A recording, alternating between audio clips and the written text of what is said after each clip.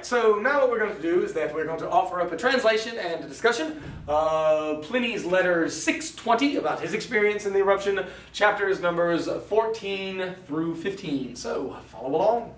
Scarcely had we sat down. Remember that they are worried about being trampled in the crowd, trying to escape from Misenum, from the coming cloud of death. And so scarcely had we sat down, and night. Not what sort of moonless, and so that's what that means, illunis and lunis and lunae, an adjective, or cloudy, so not what sort of moonless or cloudy night, but what sort of, in locations having been closed, with the light having been extinguished, an ablative absolute here. And so we now have, on the heels of previously of adjussive subjunctive, this is going to be the imperfect potential subjunctive, as the infinitive and the ending implies, the imperfect subjunctive that we would say might or could or would. We're going to go with could on this one. So you could hear the screechings, the ululations, the howlings of women. You could hear the wailings of babies, and note the A, B, B, A. You could hear the shouts of men. Some were looking for requirebant, their parents. Others were looking for their children, and others were looking for their spouses with their voices. This is the ablative of means that gives them the ability, because they do not have the ability with their eyes or with their sight. And they recognized, they kept recognizing them by their voices.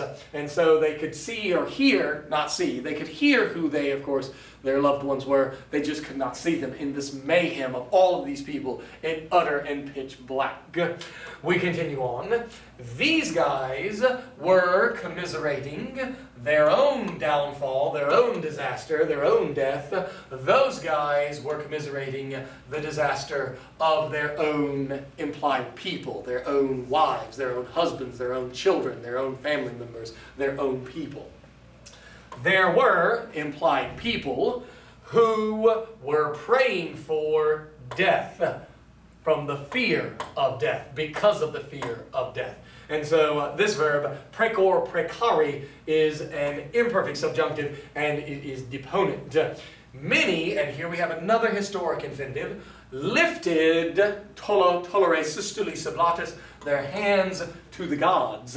But then we have even more people, plures, which is the comparative of multi. They were interpreting, they were believing that now nowhere there were any gods. And so I'm implying an essay to be the infinitive, the finite infinitive, with the accusative subject. So that being the verb that introduces it. And the reason I translated as were is because we are starting off in the indirect statement with interpretabantur as starting off in the past, and so essay, when we imply it, is going to be the same time. And so more people were interpreting now that nowhere there were any gods, and that that night was eternal and most new in the world, on the world. In other words, they are thinking that it is the end of the world, and that all for the future is going to be that eternal and most recent dark night, that they will never have any sort of light again.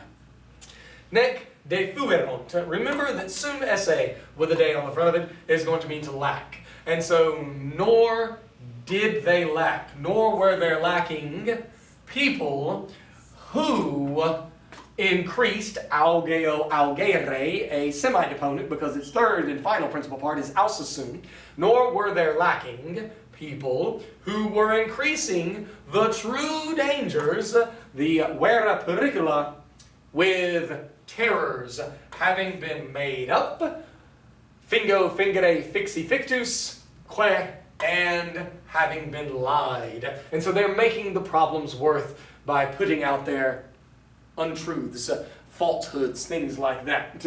And there were people who were announcing that at Misenus, that place, that town, had collapsed, had rushed to the ground. And so again, when you have nuntiabant, you are starting off, due to the fact that imperfect in the past, a perfect infinitive is going to have to be expressed as being before it. That's why I use the English word had, because had allows us to express action in the past.